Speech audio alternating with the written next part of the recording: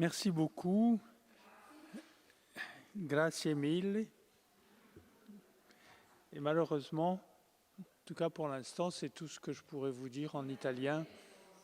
Mais j'ai promis à mon ami et professeur Marc Auger que j'allais apprendre l'italien moi aussi bien que lui peut-être. Merci aux organisateurs du festival Philosophie. Je suis très heureux d'être ici. C'est une belle ville, ce sont de belles villes et en auditeur, j'aimerais pouvoir écouter et participer à toutes les conférences magnifiques qui vous sont proposées. C'est un bel événement. Comme ça a été dit, je vais vous parler de la condition d'étranger. Et en vous parlant de la condition d'étranger, je vais vous parler de vous et de moi. Je vais vous parler de tout le monde. Je vais vous dire que la condition d'étranger, c'est ce qu'il y a de plus relatif. Ça dépend de beaucoup de contextes, de beaucoup de situations, de relations. Mais cette relativité de l'étranger, c'est ce que nous partageons tous. Et donc, c'est ce qu'il y a de plus universel. Comme vous le savez, en Europe, depuis les années 2000, et plus sensiblement depuis 2015, le drame des migrants aux frontières n'a cessé d'augmenter. Les gouvernements ont voulu se montrer protecteurs à l'égard de leurs citoyens en désignant les migrants comme une menace pour la sécurité et l'identité des personnes. Les murs, les expulsions, les contrôles de masse, la présence dissuasive de la police, la fermeture des ports aux bateaux de sauvetage, tout cela est censé rassurer des habitants apeurés et des citoyens prêts à céder une part de leur propre liberté face au spectre de l'étranger, dangereux, prédateur,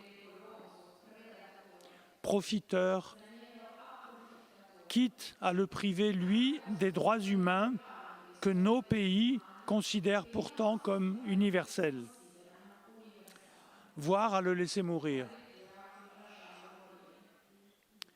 Si l'on connaît dans chaque recoin du monde la photo du petit Aylan, qui ressemble tant à mon enfant, aimé, endormi, recroquevillé, le 3 septembre 2015, sur une plage turque, on connaît moins ou on ressent moins fortement ce que signifie le chiffre de 40 000 morts en Méditerranée entre 1995 et aujourd'hui, c'est-à-dire depuis la création de l'Europe de Schengen.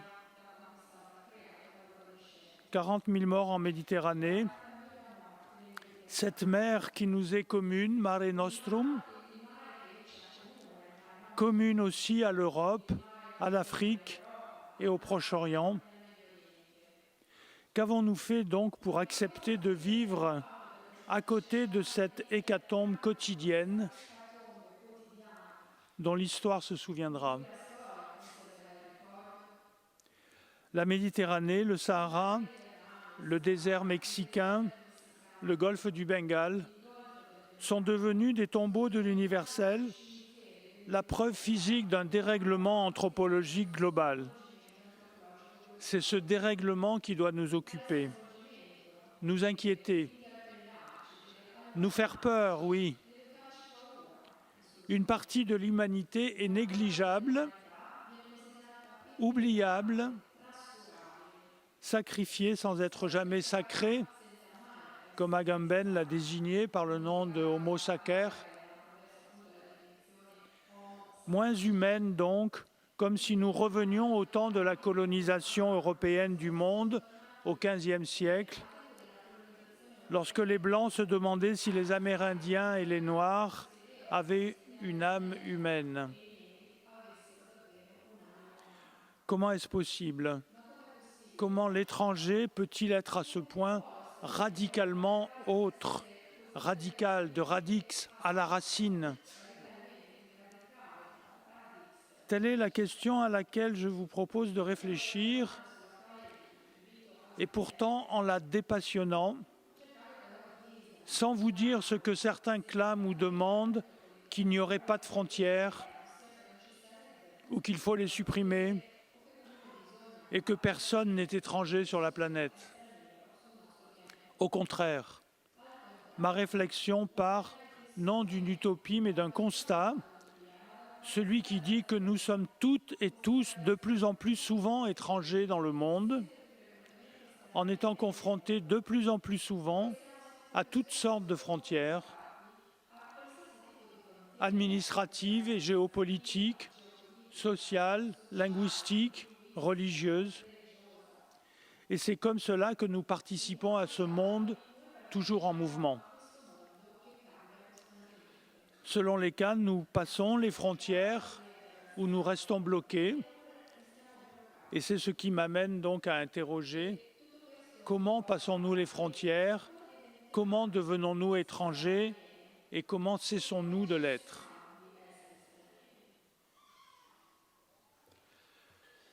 Hospitalité et hostilité sont les deux faces d'une même question. Le philosophe Jacques Derrida évoquait l'hospitalité. Cette proximité entre les deux mots crée un inconfort, un malaise, parce qu'elles interpellent toutes deux la réalité de l'étranger, de la figure de l'étranger, et de l'étranger en tant qu'intrus. Vous allez écouter ce soir Jean-Luc Nancy, et je suis heureux de vous le présenter déjà, s'il a besoin d'être présenté. Il faut qu'il y ait de l'intrus dans l'étranger, sans quoi il perd son étrangeté, nous dit Jean-Luc Nancy. Accueillir l'étranger, il faut bien que ce soit aussi éprouver son intrusion. Le plus souvent, on ne veut pas l'admettre. Une correction morale suppose qu'on reçoit l'étranger en effaçant sur le seuil son étrangeté. Elle veut donc qu'on ne l'ait point reçu. Mais l'étranger insiste et fait intrusion. C'est cela qui n'est pas facile à recevoir, ni peut-être à concevoir, nous dit Jean-Luc Nancy. Pendant et au-delà du geste de l'hospitalité, la conception que chacun se fait de l'étranger évolue. Elle est expérimentée, éprouvée, et chaque jour elle est transformée. L'hôte ou l'hôtesse qui reçoit l'étranger peut mesurer lui-même, très concrètement, différents régimes et différents degrés de l'étrangeté de l'autre.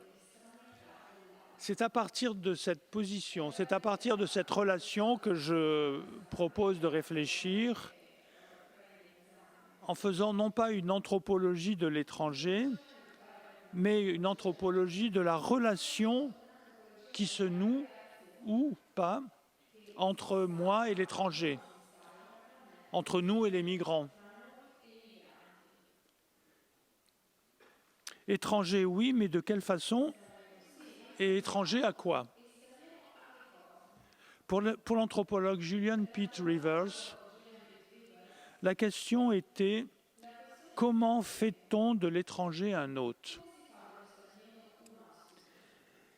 Et il évoque, dans un petit texte ancien de 1967, qui s'appelle « La loi de l'hospitalité », il évoque les différentes règles, les différents rituels, les règles de localisation, de temporalité, d'échange,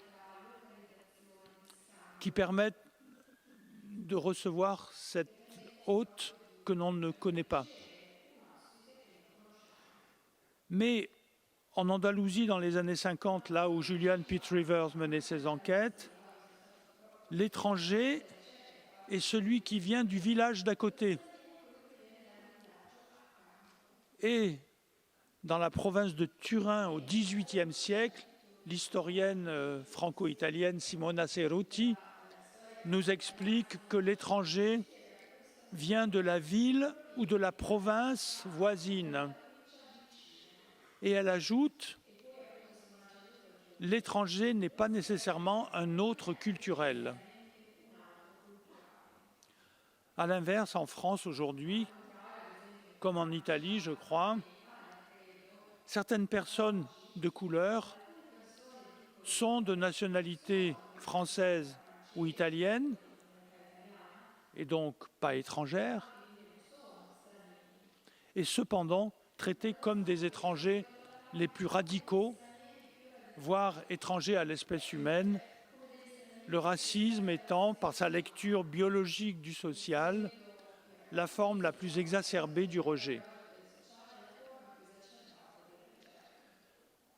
Répondre à la question « qui est l'étranger ?» n'est donc pas du tout une évidence. Peut-être vaut-il mieux se demander comment on devient étranger. Je pourrais vous dire la formule consacrée « on ne naît pas étranger et on le devient ». Mais déjà, on le devient dès qu'on arrive au monde. Ce serait une première manière de déranger nos certitudes. Savoir qu'on devient étranger dès l'instant de la naissance, quand on sort du ventre maternel, chaud et obscur, pour d'un coup et brusquement venir à la lumière, arriver au monde, et dans un cri découvrir l'hostilité ou l'hospitalité de l'air, des regards, des bras qui accueillent. Et toute la vie consiste ainsi pour chacun à essayer d'être un peu moins étranger au monde. C'est tout ce qu'on appelle la première socialisation des enfants. Ce thème est passionnant et le plus profondément anthropologique, mais je vous propose quand même d'accélérer et d'arriver plus vite à ce qui nous questionne aujourd'hui, particulièrement en Europe, lorsque nous voulons réfléchir à nos rapports aux étrangers. Cela consistera à déconstruire et reconstruire la condition d'étranger. Alors, comment devient-on étranger ? Je vais vous proposer 4 voies de compréhension. On devient étranger, premièrement, en arrivant d'ailleurs. C'est ce qui vous a été dit en introduction. En arrivant d'ailleurs, en arrivant de dehors. Et en dérangeant, même sans le vouloir, un ordre de place établi, quel qu'il soit, l'ordre de la maison, quand on entre, l'ordre du village, du quartier, de la ville, de l'État. Là, c'est l'extériorité qui fait l'étranger, au sens de celui qui arrive. Et donc, effectivement, on a le mot anglais « outsider » qui vient de dehors. Deuxièmement, on devient étranger en franchissant une frontière administrative, institutionnelle, légale. C'est l'extranéité, comme disent les juristes. C'est l'extranéité qui fait l'étranger dans ce cas-là. Et c'est le mot anglais « foreigner ». Celle ou celui qui est défini par son rapport ou absence de rapport à l'État du lieu dont il est étranger et qui a besoin de droits pour se rapprocher de la citoyenneté. Je vais y revenir un peu, la formule idéale d'avoir des droits. Troisièmement, nous devenons étrangers lorsque nous quittons ce qui nous est familier et découvrons un monde autre où tout semble étrange et tout est à réapprendre. c'est l'étrangeté relative de l'étranger ou du stranger, comme on dit en anglais. Et quatrièmement, j'ai déjà évoqué au début de cette leçon un état, une condition radicalement autre, c'est-à-dire autre à la racine, entre guillemets, en apparence à la limite de l'humain, voire aliéné à tout autre monde, ce qui rend possible son invisibilité, à partir de laquelle se libèrent les pires fantasmes, la fiction, voire la science-fiction, de celui ou celle que nous ne connaissons pas. C'est la radicalité de l'étranger absolu, ou l'alien de la langue anglaise. Maintenant, je vais détailler, approfondir un peu chacune de ces conceptions de l'étranger, ce qui devrait permettre à chacun, chacune, de se reconnaître dans ces portraits, alors même que je parle d'étrangers.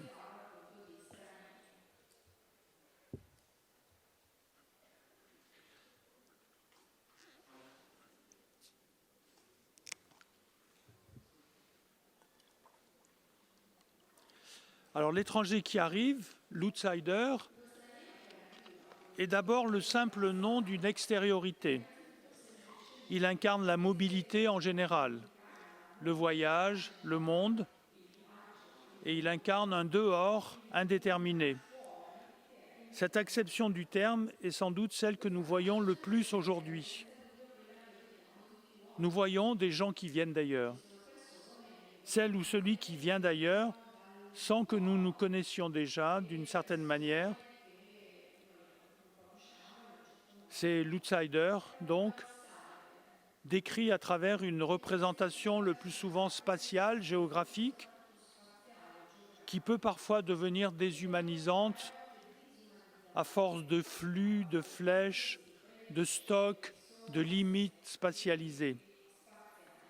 Cette définition évoque l'extériorité en relation avec l'établi. Les notions d'espace, lieu, territoire sont d'abord convoquées. De la manière la plus technique, si l'on peut dire, l'étranger qui arrive est un intrus qui, tel un corps étranger, impose sa présence en plus de l'agencement établi des choses, des places ou des personnes.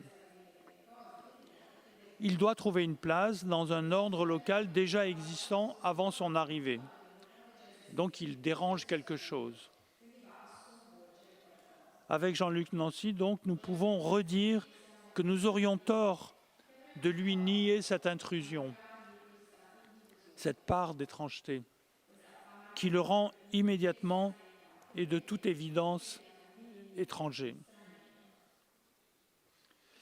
L'étranger qui vient, de son côté, est celui qui est et aura été, ne serait-ce qu'une fois, cet intrus, et qui gardera toujours une trace physique, linguistique, psychologique, mémorielle, de son extériorité première, ou celle de ses parents ou de ses grands-parents, peut-être une extériorité ancestrale, oubliée, après plusieurs générations.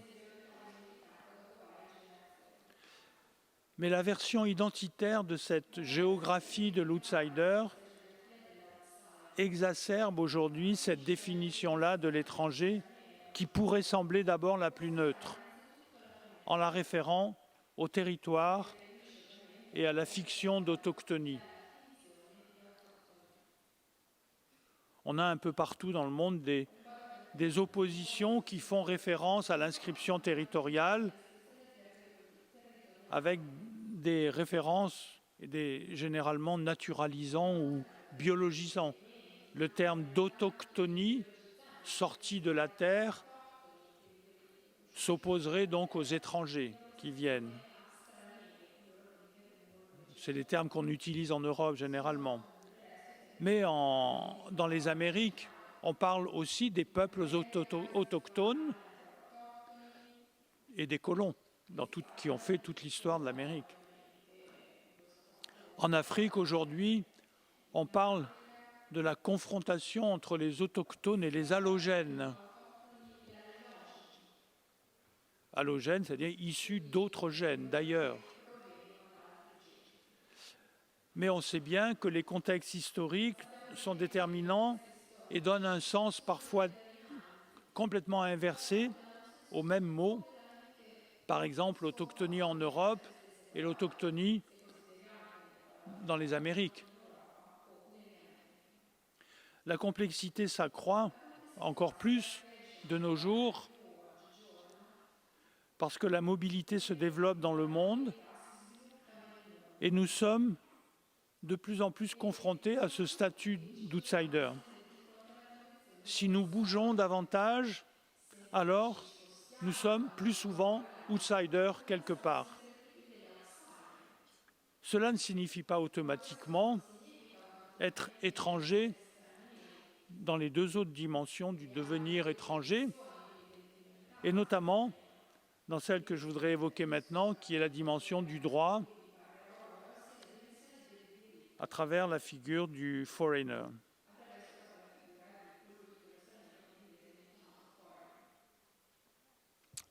Une deuxième manière de concevoir ou définir l'étranger est celle qui fait référence à l'appartenance. Ou plus exactement, pour reprendre les termes de ma collègue Simona Ceruti, au défaut d'appartenance. Ce serait donc le défaut d'appartenance à tel groupe familial ou clanique, à telle communauté villageoise, telle province, ville, et enfin aujourd'hui à tel État national, qui détermine les différents degrés d'extranéité de l'étranger en tant que foreigner. La condition d'étranger déterminée par l'extranéité est modulable, changeante, flexible. Nous le voyons grâce à l'enquête de Ceruti dans les archives de la ville de Turin au XVIIe et XVIIIe siècle. La ville faisait alors partie des États savoyards. Étranger, dit-elle, est une condition, non une identité. C'est même une condition provisoire. Et là, ça rejoint tout le propos que je tiens pour vous. C'est même une condition provisoire dans la vie d'un individu qui dépend de son degré d'extranéité, c'est-à-dire, je cite, le fait d'être étranger à un ordre social et à l'autorité qui le gouverne. Ou encore, étranger à une communauté villageoise ou urbaine. L'extranéité, du point de vue des juristes, est l'ensemble des règles qui déterminent les droits dont jouissent les étrangers dans le pays d'accueil. C'est donc la question de l'accès des étrangers aux droits d'un lieu dont ils n'ont pas la nationalité qu'il est question. Droit civique, droit de propriété, droit de travailler, droit d'aller à l'école, etc. Et on sait bien que selon les pays, ou selon la nationalité des étrangers dans tel ou tel pays, certains de ces droits existent ou non. Le défaut d'appartenance, donc, est variable sur une échelle définie par le fait d'avoir certains droits et devoirs au regard de ceux de l'appartenance complète qu'on peut définir comme étant celle du citoyen. Les étrangers, ce sont donc des individus dont la citoyenneté est incomplète. Et je pense que c'est un élément important de penser cette construction de l'étranger par rapport à un idéal de citoyenneté. Les étrangers, ce sont donc des individus dont la citoyenneté est incomplète, comme le montre par exemple encore dans les États savoyards au XVIIIe siècle, ce qu'on appelait alors le droit d'aubaine. Le droit d'aubaine était le droit donné au prince sur l'étranger. Sous certaines conditions, le gouvernement d'une province avait le droit de s'approprier les biens d'un étranger décédé sur son territoire. La question posée est la possibilité de l'insertion, de l'intégration, comme on dit aujourd'hui, c'est-à-dire de faire une place à l'étranger dans le corps social. On trouve ce sens dans l'anglais foreigner, bien sûr, mais aussi dans l'espagnol forastero, ou encore dans le vieux français forain. En vieux français, le forain, c'est l'étranger au village, la personne qui n'est pas du lieu. Et puis finalement, c'est devenu ce qu'on appelle encore aujourd'hui le marchand forain. L'appartenance ne se résume donc pas à une question de droit juridique, mais se réfère plutôt à celle des droits, considérés du point de vue plus généralement sociologique, celui de la place de l'étranger dans telle ou telle organisation sociale.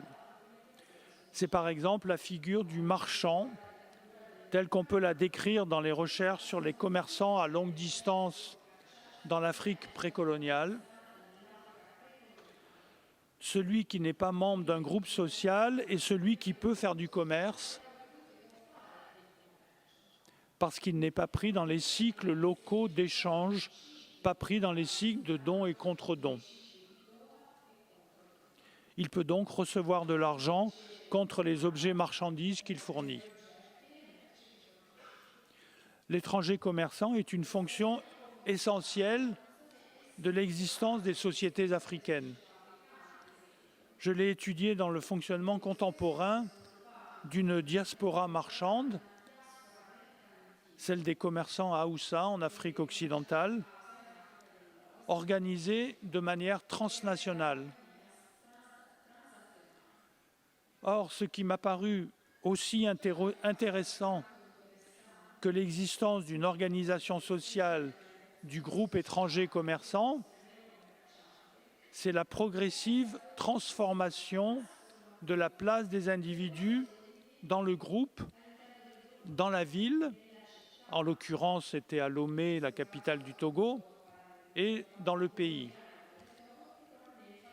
Lors de mes enquêtes, j'ai constaté que plus de la moitié de ces étrangers étaient nés à Lomé, et c'était le cas des 3/4 des moins de 40 ans, qui vivaient donc toujours dans le quartier étranger, le quartier des Haoussa, mais qui n'avaient aucune connaissance de leur pays d'origine, qui parlaient le français et l'éoué, les langues officielles du pays et de la capitale, qui poursuivaient des études et se mariaient plus souvent que les anciens, en dehors du groupe étranger. Étranger n'équivaut donc pas à une absence de relation, loin de là. Se marier hors du clan, faire du commerce hors du cycle d'échange, exercer certains métiers spécifiques, en Afrique précoloniale ou en Afrique contemporaine, comme à Turin sous l'Ancien Régime, il y a un besoin de cet étranger-là, le foreigner, et c'est une condition qui est en changement permanent. Je vais continuer sur cette figure-là de l'étranger. C'est une figure en fait très moderne et très urbaine. C'est ce qu'a montré au début du XXe siècle un sociologue appelé Georg Simmel, qui dit « cet étranger-là peut être arrivé hier et ne pas repartir demain, mais il n'a pas perdu sa liberté d'aller et de venir. » Cette liberté peut fonder une culture propre, distinctive, c'est-à-dire un ethos de l'étranger, une condition faite culture en quelque sorte. Je vais y revenir.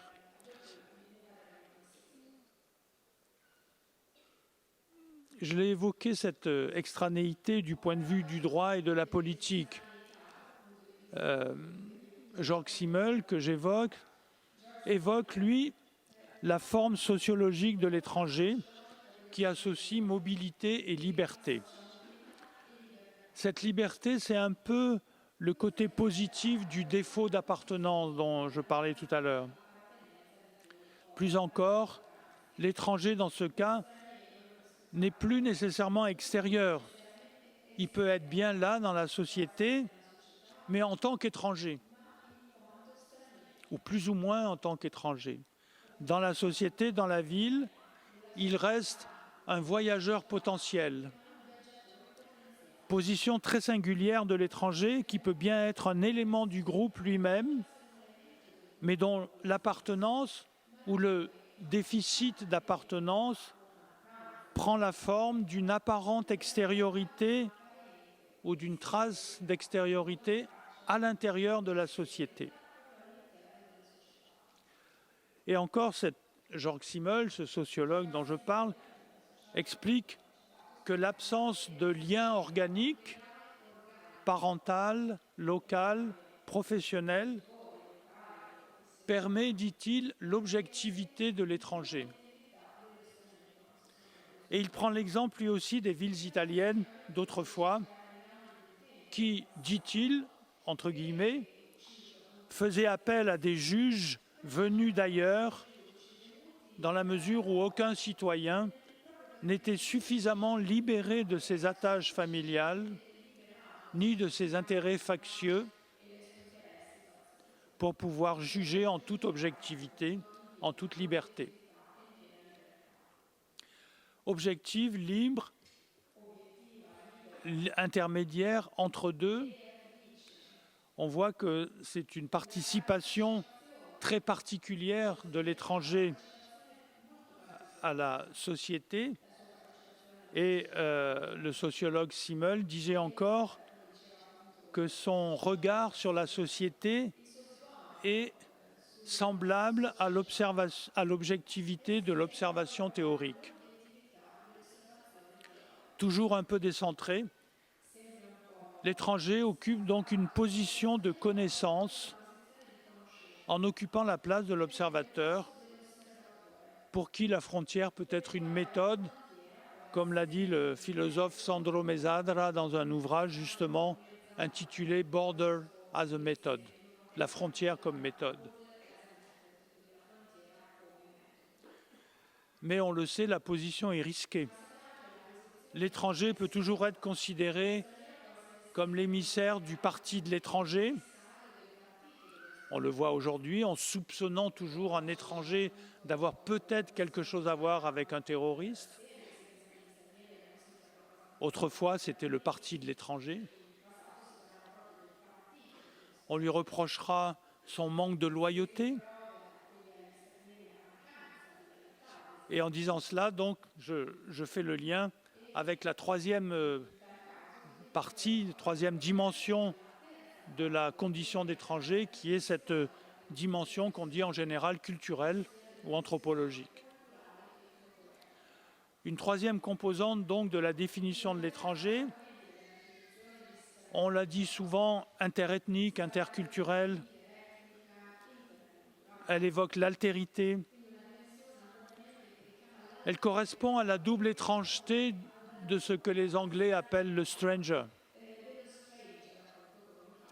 La mienne vis-à-vis des autres et celle des autres pour moi l'étranger. Autrement dit, elle concerne tout ce qui ne nous est pas familier. People are strange when you're a stranger, chantait Jim Morrison. Et inversement, tout semble étrange dans l'attitude d'un étranger. De cette préoccupation naît la tentation de figer, d'essentialiser, d'ethniciser cette étrangeté, ce comportement étrange que l'on a devant nous, et on le voit bien en Europe. C'est une attitude quelque peu paresseuse, qui se contente de clichés, qui a besoin de clichés, de stéréotypes faciles et refuse tout le bénéfice de la relation, de l'échange. C'est tout l'inverse que nous adoptons ici.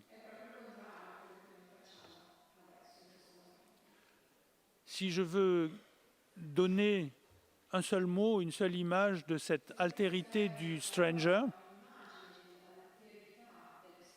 sans la ramener à une identité ethnique déjà donnée,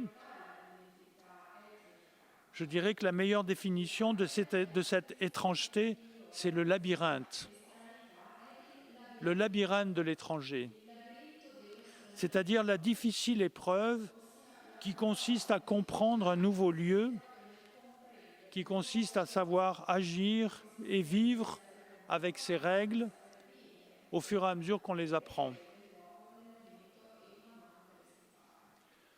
De cette épreuve, l'étranger tire deux caractères fondamentaux encore, et l'expérience d'un autre sociologue, Alfred Schutz, un Autrichien qui a vécu aux États-Unis et qui part de sa propre expérience, il en tire à peu près les mêmes conclusions que Jörg Simmel, dont je parlais, et les mêmes conclusions que ce que j'ai pu observer dans mes enquêtes sur différentes conditions d'étrangers.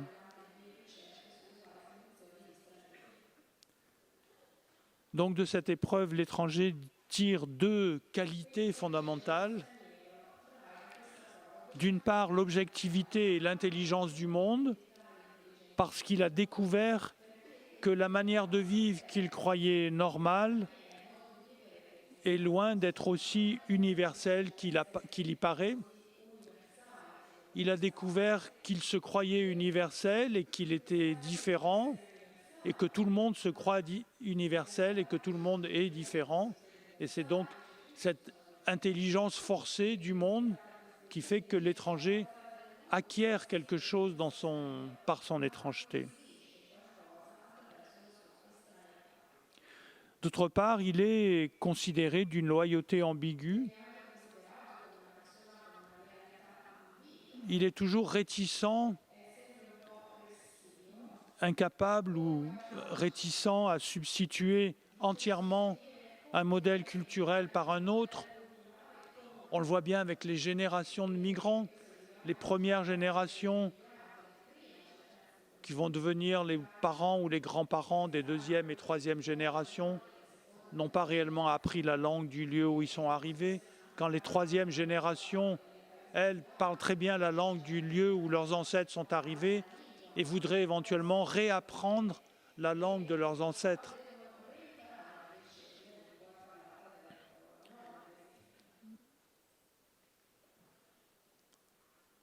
Autrement dit, pour le dire à la façon de ce sociologue Alfred Schutz dont je parlais, l'étranger est un hybride culturel qui vit à la frontière de deux modèles différents de vie, sans savoir vers lequel il doit aller. Ces épreuves sont aujourd'hui bien plus nombreuses qu'au temps des digressions des sociologues que j'ai mentionnés au début du XXe siècle ou dans les années 50. Aujourd'hui, dans un cadre de plus en plus souvent cosmopolite, où chacun se trouve impliqué, le partage entre l'étrangeté et la familiarité représente une épreuve habituelle, pratiquement une épreuve de tous les jours. Comme si l'on était tous les jours en train de découvrir quelque chose qui nous est étrange, quelqu'un qui nous est étranger. C'est cela qu'il nous faut penser et aussi accepter. Et bien sûr, ça n'est pas facile. Penser cette condition d'étranger dans toute sa complexité et sa dynamique constante peut nous aider non seulement à l'accepter, mais à tirer de cette relation toute la richesse qu'elle nous apporte.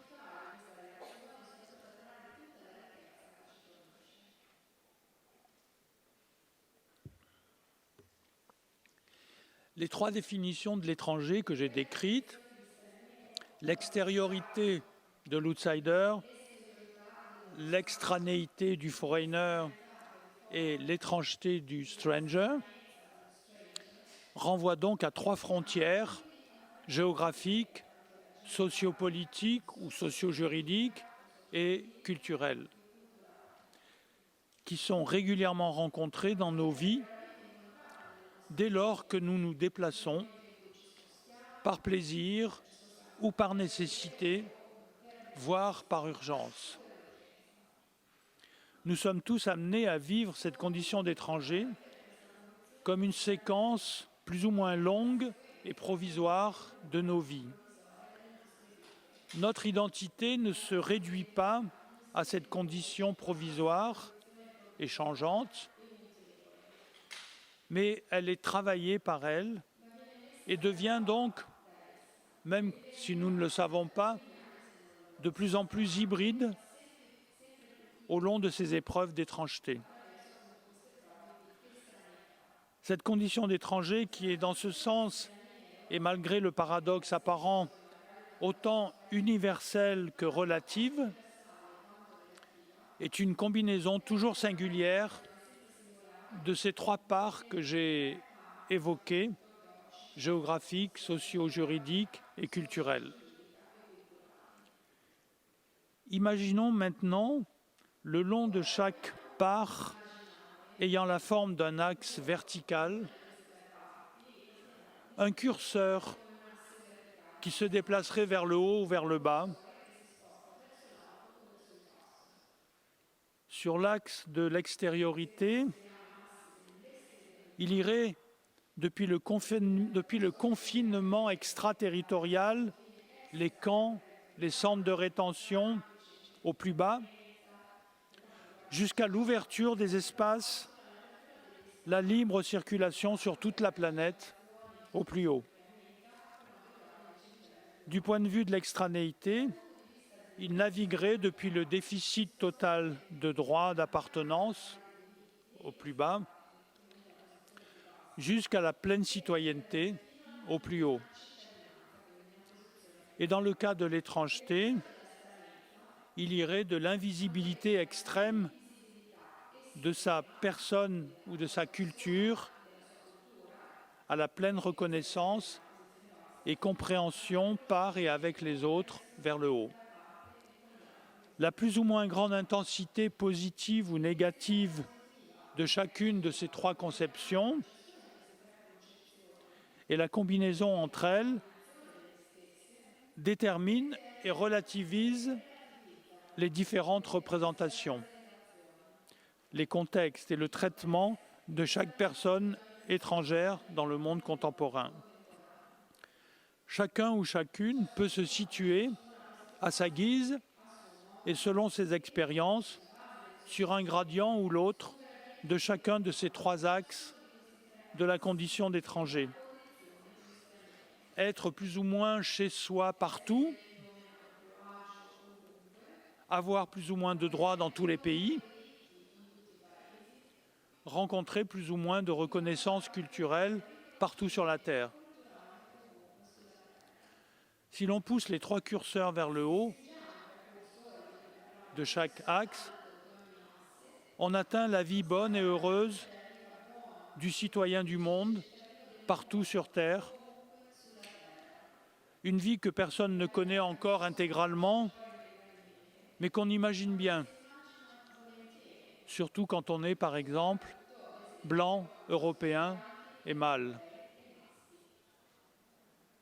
Ce serait la forme concrète de cette utopie cosmopolitique portée par le siècle des Lumières. Mais si chacun peut ainsi monter le long de cette transformation de l'étranger en citoyen cosmopolite, et donc si on veut à ce moment-là pouvoir dire qu'on va vers la disparition de l'étranger, au sens où on pourrait dire en effet qu'on est chez soi partout sur Terre, et donc il n'y a plus d'étrangers,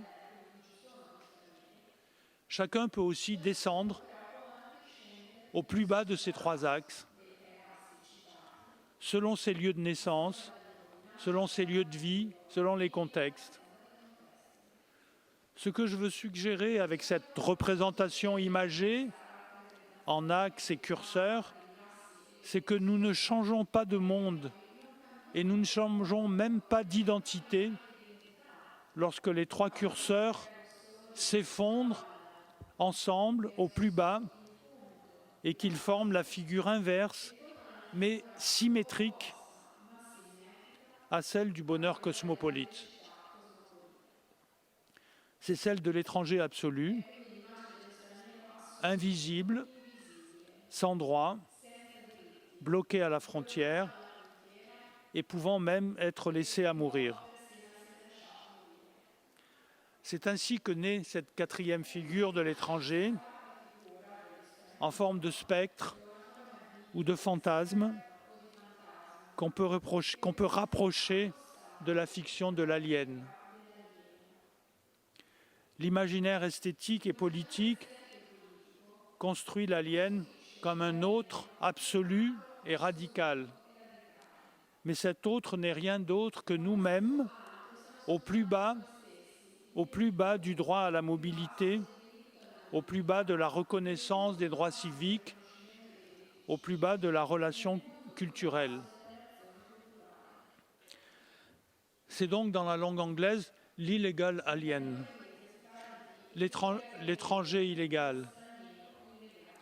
C'est aussi l'image plus générique d'un alien appartenant à un autre monde, un autre univers, non humain, ni même terrien. Tout au fond de cette descente en sous-humanité se place l'assignation raciale, qui serait en quelque sorte le mécanisme le plus rapide et automatique de sa mise en œuvre, de sa réification. Ainsi, par exemple, les policiers français qui surveillent les frontières à Vintimille, entre l'Italie et la France, savent bien qu'ils doivent faire le tri entre les résidents frontaliers ou les touristes, d'une part, qui circulent librement, puisque la ville est au sein de l'espace Schengen, et les migrants indésirables, ou les illegal aliens, d'autre part, suspendus dans leur marche en avant entre deux postes frontières. En plus du visage lui-même, nécessaire mais insuffisant, car il peut faire confondre dans une ville méditerranéenne l'habitant, le touriste et le vagabond, c'est le corps de l'étranger indésirable que doivent apprendre à reconnaître les policiers de la frontière. Dans cette opération qui rejoue à chaque fois l'association entre le biologique et le social, il mobilise tout le savoir occidental postcolonial sur l'altérité raciale.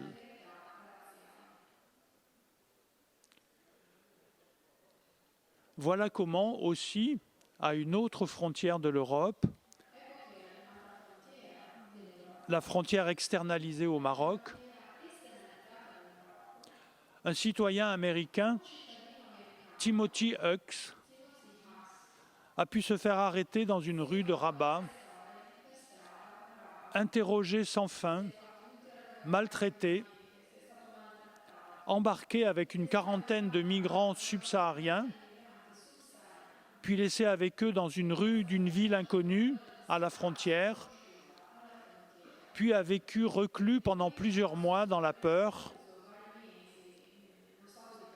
parce qu'il était africain-américain. Et que les policiers marocains, moins experts peut-être en identification socio-raciale que leurs collègues de la police aux frontières française, à Vintimille, l'ont pris pour un noir africain, nécessairement illégal alien, et l'ont traité comme tel.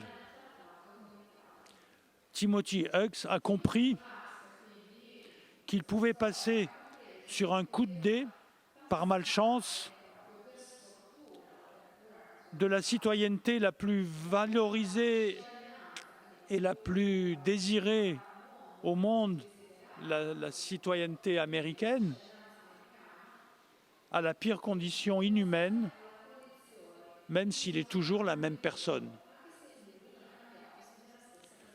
Sa conclusion rejoint la mienne. S'il a pu finalement faire valoir ses droits et faire remonter d'un coup son curseur au sommet de l'axe du Foreigner, il découvre que nous sommes tous plus ou moins étrangers sur Terre. Il écrit dans un tweet du 30 août 2019 « Qu'est-ce qui donne le droit à quiconque de traiter de la sorte des personnes qui ne sont pas américaines ? Personne ne devrait être traité comme ça. Et quand cela arrive, vous ne savez pas pourquoi. Pensez-y avant de réserver votre billet d'avion. »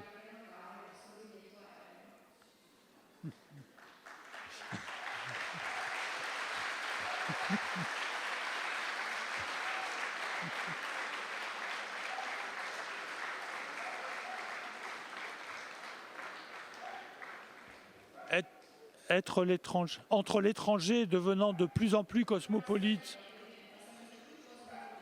et l'étranger descendant de plus en plus bas dans les ténèbres de l'alien, rien n'est jamais fini, rien n'est jamais fixé. Les curseurs de l'extériorité, de l'extranéité et de l'altérité ne cessent de bouger. Le rejet, l'enfermement et la mort des étrangers tenus pour des aliens sont aujourd'hui le contexte de l'Europe.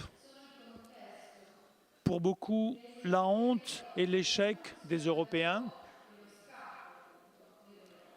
Chaque jour, les morts en Méditerranée appellent le sauvetage pour lequel d'autres personnes se font hospitalières en mer et dans les villes, même si toute l'imagination et la mobilisation des habitants ne compenseront pas l'hostilité de leur État-nation.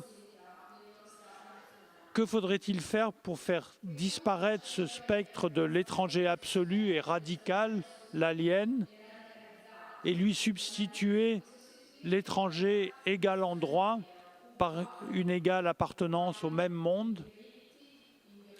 Rien d'autre que de pousser les trois curseurs vers le haut, plus de liberté de circulation, plus de droits d'appartenance, jusqu'à l'appartenance à la planète entière, ce qui supposerait une citoyenneté qui se déplacerait avec les personnes. Je l'ai appelé une citoyenneté nomade. Et enfin, plus de connaissance et reconnaissance de l'autre et des cultures partagées. C'est là que l'agir politique doit reprendre la parole, car lui seul peut changer l'horizon des possibles,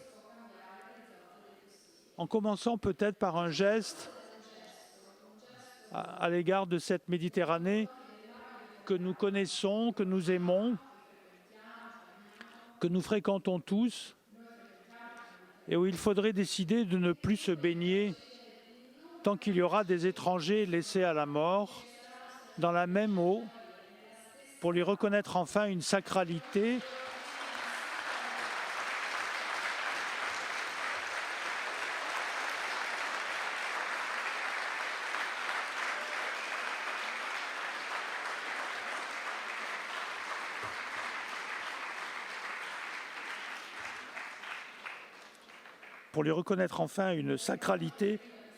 qui la sauverait peut-être encore du déshonneur.